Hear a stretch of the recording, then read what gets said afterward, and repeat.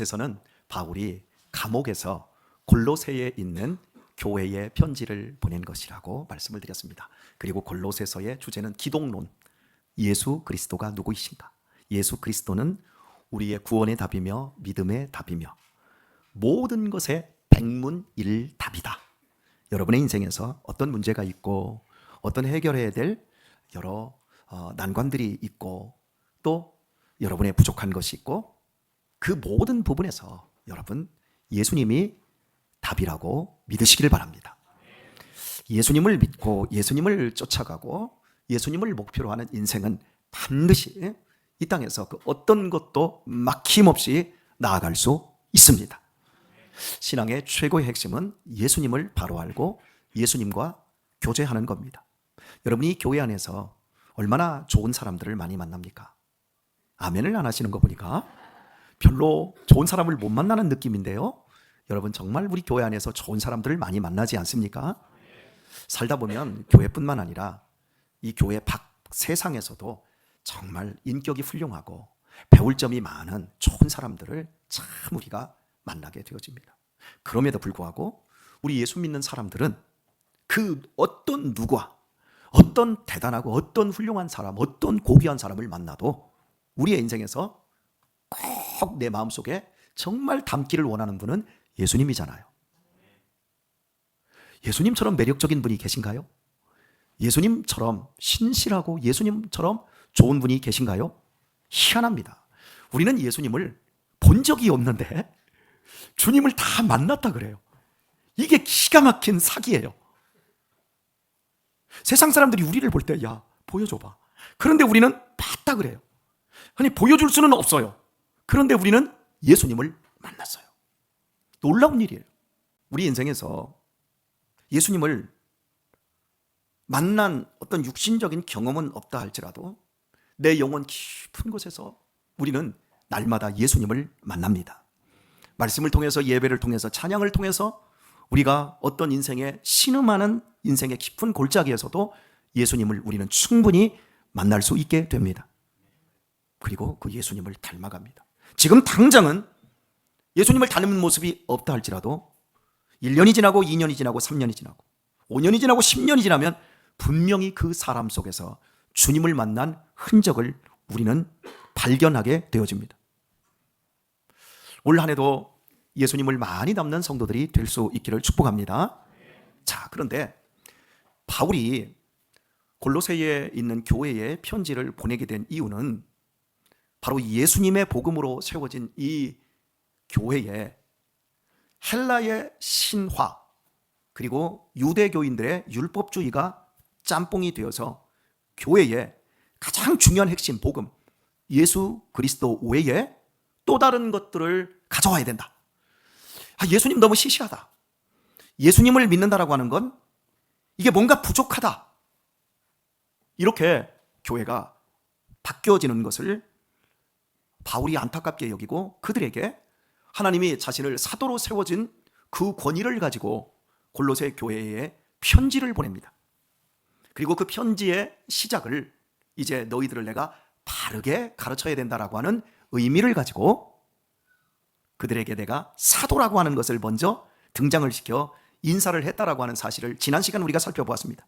그리고 나서 디모데라고 하는 자신의 제자인 또 사랑하는 아들과 같은 이 디모데를 형제다라고 말을 해놓고 아델포스, 즉 한 자궁 안에서 우리 모두가 나온 한 형제다, 한 형제 자매다, 이걸 강조했던 사실들을 지난 시간 살펴보았습니다. 우리가 이 교회에 와서 예수님을 믿게 된 건 우리 부모는 각자 다르지만 예수님이라고 하는 생명의 자궁 안에서 거듭나 새 생명 얻고 새 사람이 된 것입니다. 인정할수록 우리 안에서 풍성한 생명의 역사가 일어납니다. 교회 안에 왔는데 세상에 있을 때는 그렇게 즐겁고 생기가 발랄하고 이런 친구들이 교회에 와서는 생기가 없어요. 그 사람은 아직 예수님의 풍성한 생명을 아직 못 누리고 있는 거예요. 불쌍한 사람이에요. 그런 분들이 예수님의 생명을 풍성하게 누렸으면 좋겠습니다. 여러분이 그렇게 기도해 주시고 또 그 생명을 나타내는 사람으로 이 교회 공동체 안에서 역할들을 잘 감당하실 수 있어야 할 것입니다. 거기까지 우리가 살펴보았고요. 3절을 보면 우리가 너희를 위하여 기도할 때마다 하나님 곧 우리 주 예수 그리스도의 아버지께 감사하노라. 기도할 때마다 감사한답니다. 여러분, 기도할 때마다 짜증이 나면 안 돼요. 기도할 때마다 근심이 더 커지면 안 돼요. 기도할 때마다 감사가 커져야 합니다. 기도할 때마다 감사가 더 풍성하게 되길 바랍니다. 기도는 했는데 스트레스가 더 많고 속이 더 상하고 기도해놓고 짜증이 더 많이 밀려온다면 그건 이상한 거예요. 기도하면 평강의 하나님이 우리의 마음과 생각을 감사로 지키십니다.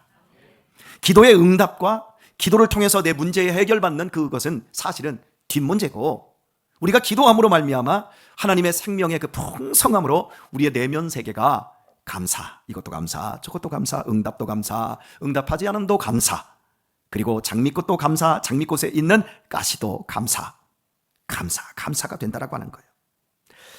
우리가 바울이 디모데와 함께 기도할 때 누구를 위하여? 너희를 위하여 기도할 때마다 감사한다. 누구에게요? 하나님.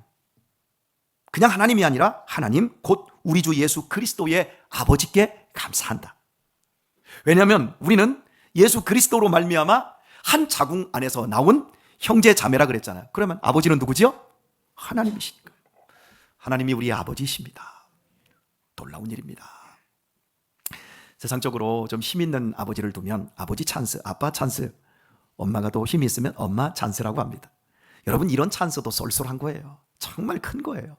하지만 하나님이 나의 아버지가 된다라고 하는 것, 기도할 때마다 감사거리로, 감사의 핵심으로 우리의 심령 속에 드러나야 합니다. 유신아, 내가 너 아버지라는 거 감사하냐? 고마워. 유민아, 벌써 막 고개를 가네. 고마워. 권유아, 아버지가 너의 아버지라는 거 감사하니? 여러분 다 보셨죠?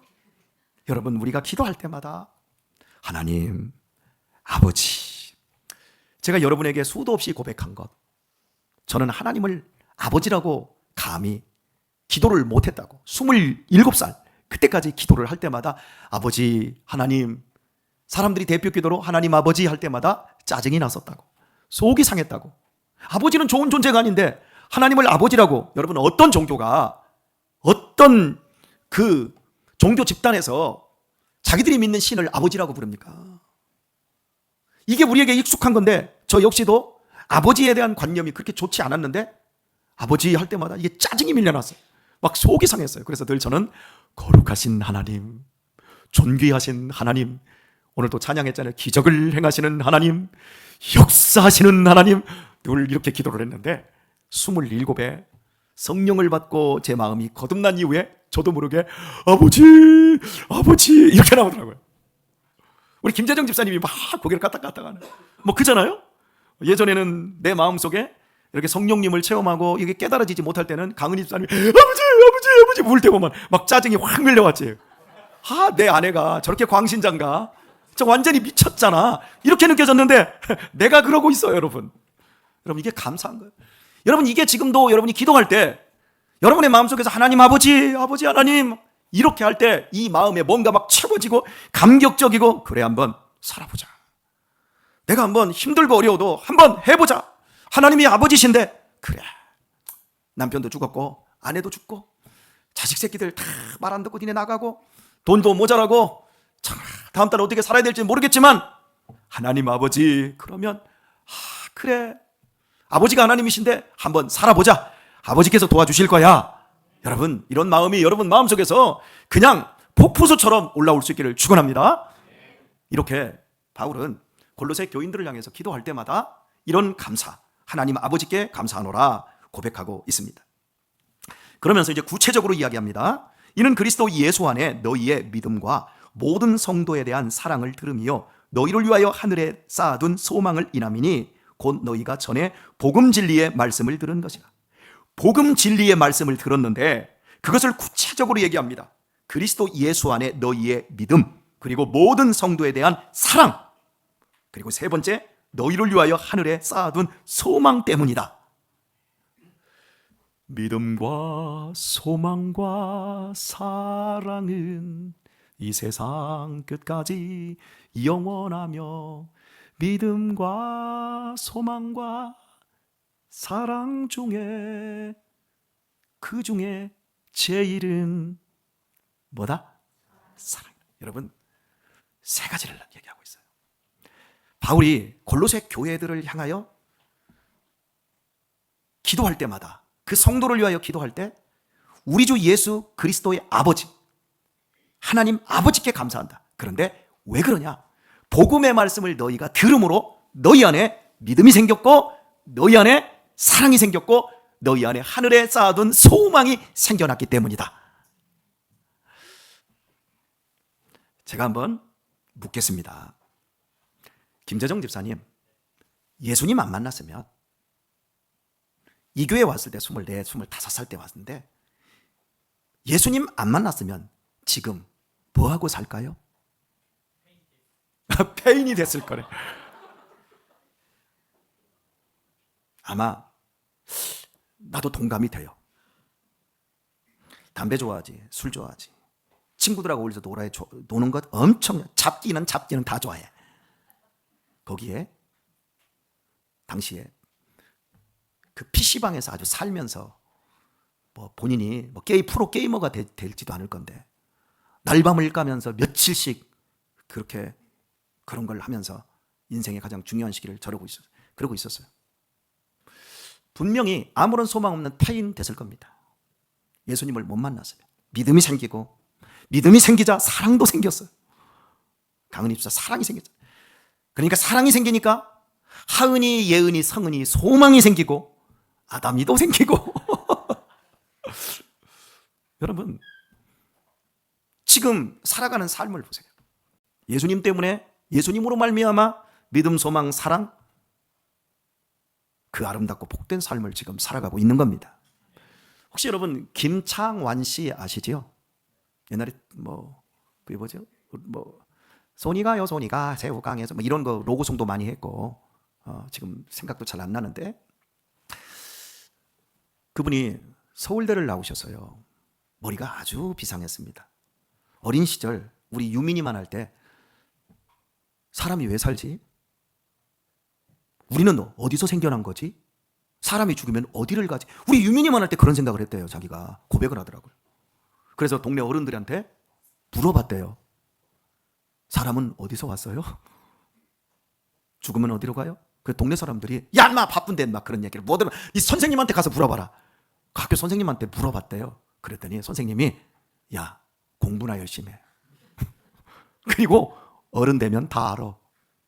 그래서 공부를 열심히 답을 찾으려고, 자기는 서울대 가려고 한 게 아니라 답을 찾으려고 공부를 정말 열심히 했대. 그리고 서울대 갔는데 물어보니까 교수들도 모르더래. 그리고 그분의 나이가 지금 70이 넘었잖아요. 그분이 고백했을 때가 64살인가 5살 때 제가 그분의 그 책을 읽었거든요. 그때 64살 그때 되었는데 나는 아직도 인생의 답을 모르겠다. 어디서 왔는지, 어디로 가는지, 죽으면 뭐가 있는지 나는 모르겠다. 그때까지 자기가 방황한다 그러더라고요. 그런데 제가 얼마 전에 이분의 그 유튜브 영상에서 이분이 지금 고백하는 걸 봤어요. 이분의 고백이 뭔 줄 아세요? 여러분이 보기에 나는 굉장히 밝고 굉장히 화려해 보이니까 긍정적인 것 같지요? 그러면서 하는 말, 나는 지독한 염세주의자입니다. 염세주의자가 뭐예요? 세상에 염증을 느껴서 살기를 싫어하는 사람, 자살하고 싶고 살 가치를 못 느끼는 사람이 염세주의자입니다.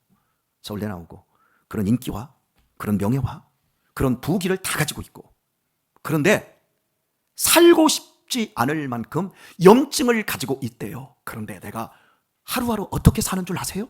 오히려 반대로 질문을 하더라고요. 그러면서 내 안에, 내 마음 안에 방 하나가 있습니다. 그 방 하나에 세상에 대해 왜 살지? 죽고 싶을 만큼 괴롭고 허무하고 덧없음에 미쳐버릴 것 같은 이런 것들을 그 방에다가, 아니 주머니 하나처럼 그 안에만 다 집어넣고 그리고 나머지를 산대요. 여러분, 이게 심리학에서 말하는 거거든요. 심리학에서 상처가 없는 인생, 괴로움이 없는 인생 하나도 없다. 다 있다. 하지만 당신만 알 수 있는 서랍 안에다가 집어넣어라. 그리고 그건 열지 마라. 그리고 좋은 것도 많지 않느냐, 햇빛이 찬란한 것도 많지 않느냐, 그러니까 그건 거기다 집어넣어놓고 꼭꼭 닫아놓고 그냥 오늘을 충실하게 살면 된다. 그 사람이 그런 비유를 얘기를 하는 거예요. 죽고 싶을 만큼 염세주의자. 수많은 사람들이 인생을 살아가면서 창고를 어마어마하게 클 거예요. 다 집어넣어놓고 오늘을 잊어버려요. 술로 잊어버려요. 오늘 추구하는 명예, 쾌락으로 잊어버려요. 그런데 그게 인생 사는 게 아니에요. 순호야, 너 어떻게 살래? 서울대 나온 사람도, 돈이 그렇게 많은 사람도 세상에 염세주의자인데 너는 어떻게 살래? 김재정 집사님 24살 때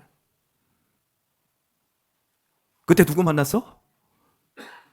예수님 만나고 복음 안에서 맡기니까 지금 어때? 행복하게 주님의 나라와 주님의 뜻을 이루면서 잘 살지. 순호야, 예수님 붙잡아라. 예수님께 붙들려라. 그러면 돼. 목사님도 겁났고 두려웠어. 아무것도 보장된 게 없었어. 누가 도와줄 사람도 없었어.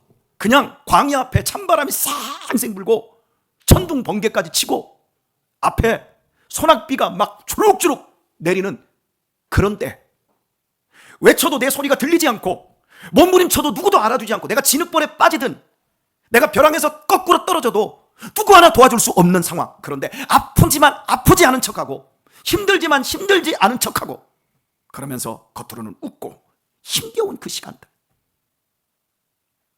그런데 예수님을 믿으면, 우리 안에 예수님에 대한 믿음이 생기면 우리 안에 사랑이 생기고, 내가 가치 있는 사람이구나, 하나님이 내 아버지시구나, 내가 가치로운 사람으로 느껴지고 하나님의 내가 사랑을 받는 사람이라는 걸 느껴지기 시작함과 동시에 다른 사람들이 보여지기 시작하고, 부모님이 보여지고 형제가 보여지고, 그리고 내가 누군가를 도와야 되겠구나, 사랑이 생기니까 살면 살수록 나도 모르는 내 안에 하늘에 쌓아둔 소망, 내가 쌓는 소망이 내가 쌓아둔 소망이 아니라 예수 그리스도께서 하늘에 이미 준비해 놓고 쌓아둔 그 소망이 내 소망이 되어버리더라고요. 제가 우리 순호에게 지금 물었지만 순호 한 사람에게만 물은 게 아니에요. 우리 모두에게 지금 이야기를 하고 있는 거예요. 우리 인생의 모든 핵심은 예수님입니다. 예수님을 만나면 우리의 인생은 달라지게 되어 있습니다. 왜냐하면 그분은 실제니까요. 공자님 못 만납니다. 소크라테스 못 만납니다. 마호메트 못 만납니다. 부처님 못 만납니다. 그것은 하나의 사상이니까요. 그러나 예수님은 죽으셨다가 부활하신 살아계신 하나님의 아들이십니다.